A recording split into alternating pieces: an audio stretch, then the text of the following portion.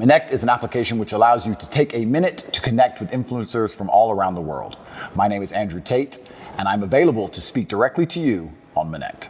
So it's interesting while you're talking about this whole religion thing, while you're in, who has reached out to want to support? We talked about this last time briefly. Yeah. Being a Muslim yourself, have some of the most powerful Muslims reached out, trying to help out, figuring out a way to get you out? Yeah, absolutely. They certainly have. And also the amount of mail I got from Muslims around the world was completely incredible. When I was in the cell with Tristan, he said, well, I'm Christian. Nobody's written to me. So it was kind of amazing the support that you have from the Brotherhood, and you certainly feel part of the family, and I've had a lot of support from them as a whole. It was Ramadan at the time I was in jail, so my first Ramadan was in jail. So that was certainly interesting because you eat when the sun goes down. And my meal came when the sun was up. So I'd have to cover it up and try and hide it from cockroaches and wait for the sun to go down and then eat it cold by myself. But I felt like, if you're going to do it the first time, you may as well jump in the deep end and do it hard. So I did that, and that was an experience. And jail as a whole, there's so many stories I can tell. There's so many different ways I remember it. There were times I laughed. I will sit and say some of the best days of my life were in jail. Get out of here. Yeah. And some of the worst days of my life were in jail. But there were days where me and Tristan, when we were finally in the same cell, there's times we laughed like we've never laughed before. I'll sit and admit that's absolutely not really true. I feel like if you're going to be the kind of person who strives for an exceptional life, which is what I am, I think I'd be a coward if I said I want an exceptional life, but I only want it to be exceptional in a good way. I don't think that's genuine. I want an exceptional life. And exceptional means away from the norm. And away from the norm means flying your Bugatti on a jet to Dubai and taking your own plane to meet it there. And it also means a Romanian dungeon with cockroaches on New Year's Eve. They're both exceptional experiences. And the times I was with my brother and it was just him and I, we truly had some genuine days where we laughed like we always laugh. Me and him laugh and have fun on a private jet, and we laughed and had fun in a Romanian prison cell because that's just who we are. And I also have to give my brother some credit while we're here. I would like to state that I absolutely, genuinely believe I have the best brother in the world. And I'll tell you why. I always knew I had the best brother in the world, but he proved it in jail, and I'll tell you why. My brother was put in jail for being my brother. He hasn't said any videos. He hasn't said anything on the internet. He hasn't said any of the things I've supposedly said. The Matrix isn't attacking him. The BBC doesn't print about him, nothing. Why was Tristan Tate in jail? Because it's Tate brothers. So they just took him and threw him in a cell. Now what's interesting is, when I got out of jail, so many people near me got heat. Old business partners got heat with the tax. They got hit with tax paperwork, and they were calling everyone who's ever known me, and ex-girlfriends got heat, and all these people got heat. And some people complained, some people didn't. But some people were like, oh, since you've been in jail, it's been so stressful for me. The media's outside my house. I'm like, stressful for you? I was in jail. What do you want me to do? And people were complaining at me.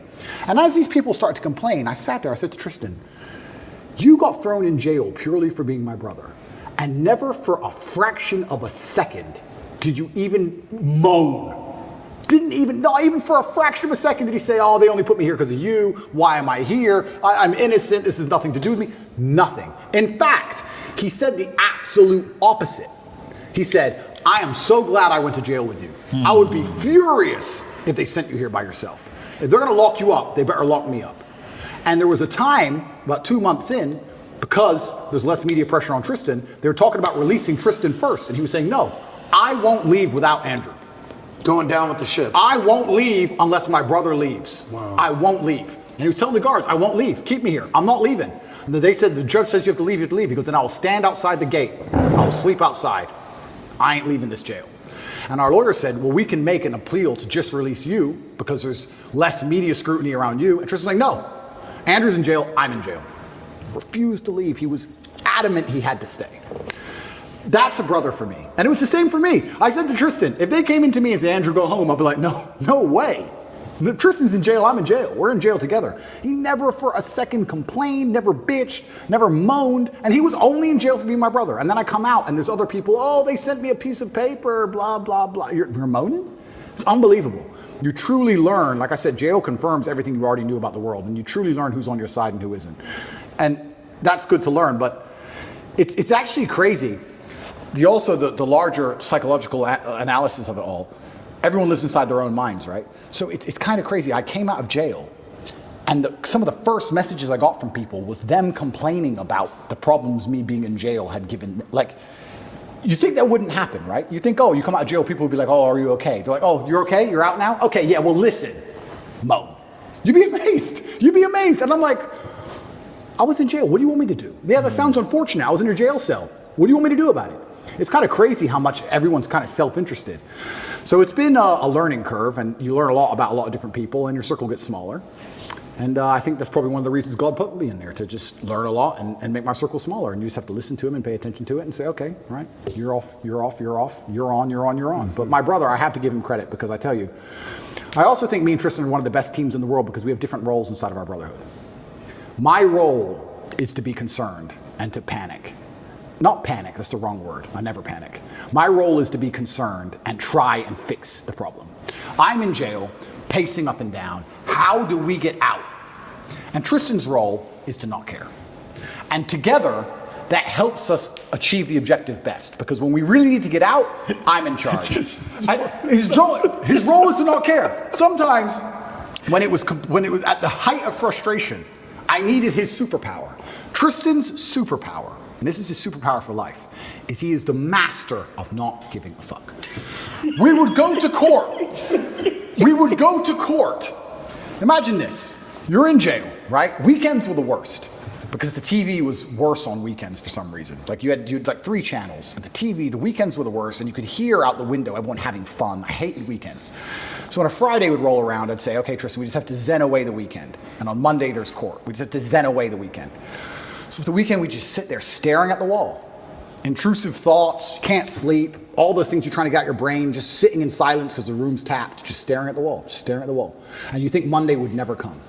And Monday would eventually come, right? Or Sunday night comes, and 8 a.m. on Monday, they're gonna take you to court, and they might let you go home.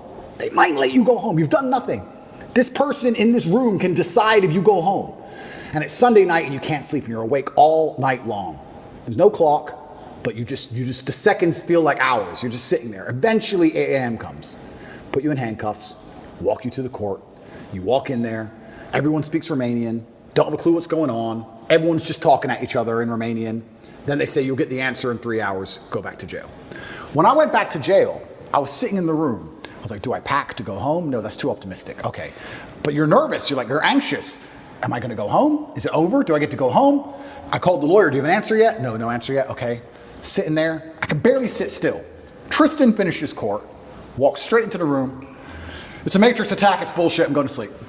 And went to bed, clean asleep. I was like, how the fuck are you asleep? He didn't care at all. Gotta respect he just went straight to bed. And then when he woke up, like 6 hours later, matrix attack? I'm like, yeah, he goes, thought so. He just rolled back over. Didn't care. But it's perfect for a guy like you. But that's what you need. I need that. I agree. Because if I had someone else next to me as hyped as me, I would have gone insane. I agree. I need someone like him who's just like, he had the superpowers like, bro, I love jail. Jail's great. Look, we got coffee. I love jail. None of my women are messaging me. I love jail. Truth, I'm telling you, I had 45 minutes on the phone a day, and I used all of my minutes. Tristan never made a single phone call from jail. Get out of here. Not one. I was like, Tristan, do you want to speak to anyone? Nah. Sit there watching Romanian news. Didn't give a shit. Like bulletproof. But the only reason he's so bulletproof that way is because he knows I'm doing the absolute best the other way. He couldn't be that way if I wasn't trying to get us out, because then he would try to get out. You need the yin and yang. So like when it was chill time, it was his mental frame. And when it was how do we get out of here, it was my mental frame. But Tristan's superpower is genuinely not caring. I can't explain the level of how much it didn't affect him. He didn't bother him at all. I didn't see him sad, nothing. He was smiling. He didn't care. You consider yourself a stoic. How much more stoic is he than you? I just think we have different roles, and I think we've evolved into them over the time, because it's not just jail, it's with everything. That's what we are with everything.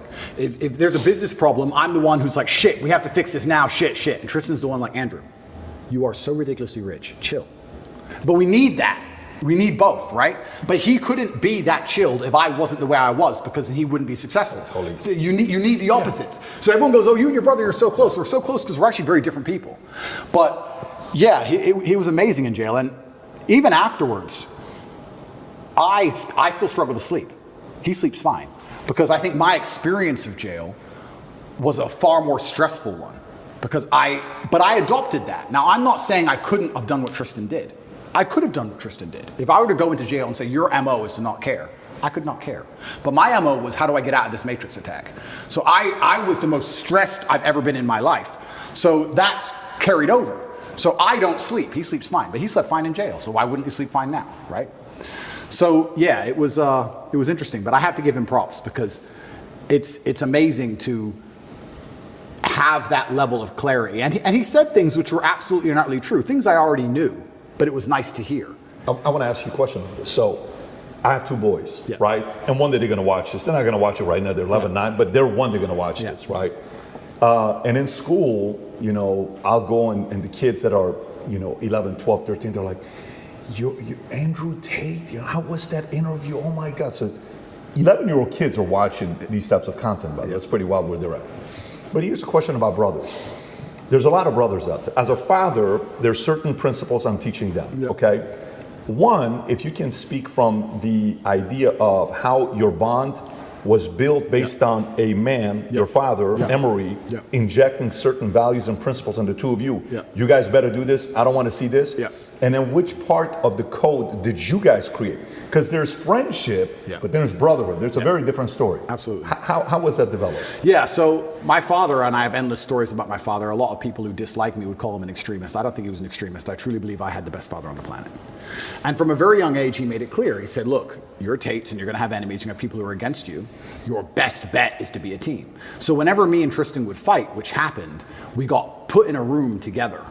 And we had to sit in that room. And my dad would say 3 hours or 4 hours in silence. He'd sit us down in the room, here, looking at each other, and say, if I hear a noise, I'm starting the time again. And we'd have to just, imagine, you know, when you're a kid and you fight and you're furious and you're so mad. And then you end up sitting across from the person you hate. Silent. Because if you make a noise, Dad gets mad. And Dad's outside, right? So just sit there, 2 hours, don't make a noise. We'd just stare at each other. And over time, we thought, every time Dad was home, we just stopped fighting because it wasn't worth it sitting in this isolation, weird, silent stare thing. Because that's what happened on repeat. It happened like 5 times and we just stopped fighting. We'd fight all the time when Mom was home. And when Dad would come home, we'd literally just look at each other like truce. Like, we don't want to sit and do this thing we had to do. Yeah. So we became a team, and then I think it evolved from there because there's always been a hierarchy. I am the older brother, I'm the bigger brother. He does respect me for that. We both have opinions, but you know, it can be vetoed by me in the end. And we have our specific roles. My specific role is I'm the one who takes the most action. I'm the one who over worries. I believe, especially in business and many other things, I say it to all my staff. I said react fast, react early. Like panic early. Like panic now. I don't believe in waiting for things. It's just not who I am. I can give you a million different examples. If my email processor, this happened just before my cancellation, said, oh, we'll put your account under review. You'll have an answer in 72 hours. As soon as I get that email, within 3 minutes, I'm like, get a new one. Get a new one. I've never waited for anything in my life and it worked. I've never waited and it worked out fine. Ever. Every time it's your canceled, every time it's your deleted, every time I'm like, no, get a new one now. Just get a new one. I need today's email out, get a new one. We can't get a new one, no one will accept us. Build one. So in a day, we built our own. Like I'm the panic fast and early guy. Tristan's the complete opposite, and that makes us a perfect synergy. And I super need him, and I need his energy, especially in jail. Man, he was fantastic in jail. He was like, Andrew, I'm like, what? He goes, if when you were 18, they told you could be one of the richest, most famous men on earth, with street cred in every single city that knows how to speak English, all you had to do was sit in jail for 2 months. Would you have taken it? I was like, yeah. He goes, and what the fuck do you care for? It's like, true. I would have taken that. He goes, I know he used to say that, what kind of man hasn't been to jail? That's what he's saying. He used to say, what kind of man hasn't been to jail? He loved jail. He was loving it all the time. He goes, what kind of man hasn't been to jail? Of course I've been to jail. I'm Tristan Tate. Of course I go to jail. Like he didn't care. And his energy was amazing to tap into. But we both understand that neither of us could be us without the other one's polar. And that's why we live together. That's why we'll always live together. I've had a lot of like women try and say, why do you still live with your brother? Why don't you want to live with me? And I try and explain to them that, one, I don't think I can be my most competitive without him. 2, I'm most emotionally stable with him. I like the idea. I'm most competitive with him. I'm my best version of me. If it doesn't matter if I have to go into a fight, doesn't matter if I have to run a business, I'm better with Tristan by my side than I would be by myself. And 3, my ideal family life, even my ideal family, the way I live my life now, is very much more like a clan than a nuclear family. I like me, my girl, my kids, Tristan, his girl, his kids, my cousin, his girl, his kids. I like this idea of lots of people. I like that. I like that feeling. So a girl says to me, well, you don't want a family. Like, no, I want a family bigger than you want. I just don't want to just sit with you. I want a lot of people around me, and I think it's better for that, and I think it's better for the children especially also. I think they enjoy it more. But yeah, I've got the best brother on the planet. I truly do. And this is why I'm saying some of our best days of our lives are in jail. I was going to ask you that. You guys live here in this compound. It's an amazing place. I was going to ask you, you kind of just answered it, but you foresee yourself living with your brother the rest of your life? 1,000%. 1,000%. I can't imagine not wanting to live with Tristan. If you want privacy, you have privacy, right? We have a big house. So it is what it is. You're on one wing, yeah, he's on the other wing. It is what it is. But I can't imagine him not being around. If there's a problem, I just shout his name, or I just can't imagine it. And I know I'm my best self. Also, there's the overall male competition, the masculine competition that exists between us and between all men. So we live currently here. We got me, my brother's personal trainers here. We got camera guys here. We got war room guys here. We got loads of guys here. But I can give you a million examples. There was a record set next door of a gym, and there's a stair machine, and there was a record set of 188 floors within a time frame. I came along and smashed it with 198. I only held the record for 45 minutes because someone beat it with 202. As soon as the record's beaten, everyone gets pissed off and puts their trainers on, puts their shoes on. As soon as it's beaten, everyone gets mad. Who beat it? Who beat it? And everyone goes and did it. And that's how you push yourself to the level you never thought you'd be able to push yourself. 202? 202 floors in 30 minutes. Good luck. 202 30 minutes. No, that's what that was beaten with. Now it's 222. It's been beaten again. I don't know if I'll ever get to that. But I'm still 198. I've got to try again. But the point is, when you have men around you, there's that natural masculine competition, and that's what drives you. If you're going to be the best version of yourself, even if you're a boxer training for a fight, you train with a team. You train with other boxers. You train with other boxers or other trainers. If you're on a football team, you're pushed by your team. I think life should be the same, right? Imagine you took the normal average man and you moved him into a house of 5 people, and you had a philosopher and a fitness expert and a hypnotist, whatever it was. That will make him a more competitive person overall, because he's trying to compete with all the other people who are on his level. You don't want to take bitch position.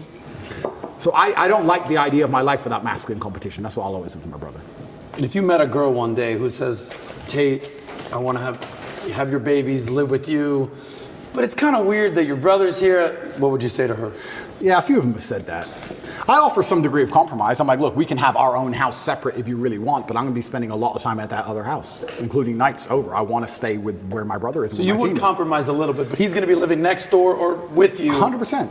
And I don't think, and that may be unusual in the Western world. I don't think that's unusual in many places. I love that, by the way. Well, you talk about this all the time. Oh, you don't even know how much I love that. Yeah, I love that. To me, as a kid, that was a dream. Like, if you could, right next to each other, there's a family in our community, billionaire family. They live right next to each other. The oldest son has the biggest house, 12,000 square feet. Then the youngest son has the second biggest house, 8,000 square feet. And the parents live in a 6,000 square foot house right next to each other. Absolutely. Okay? The 2 boys have 4 kids. The 8 kids are always together. Absolutely. What a great environment. Absolutely. It's a dream environment. Absolutely. I can't see how a person wouldn't buy into that, the benefits of it. And there's also benefits to the relationship, because I think you have a better relationship with your woman if she can go and talk with other women and be with women, and I'm with guys, and then you're together sometimes and you can split it out. It's better for everybody. This whole idea of just man, woman, boom, child bang, I understand where it's come from. I'm not saying it's all typically bad, but I do think that in those scenarios, there's a lot of men who are particularly miserable, particularly men especially. And the idea of a clan and having that team around you, I love that. I wouldn't live any other way. I love living that way. Well, being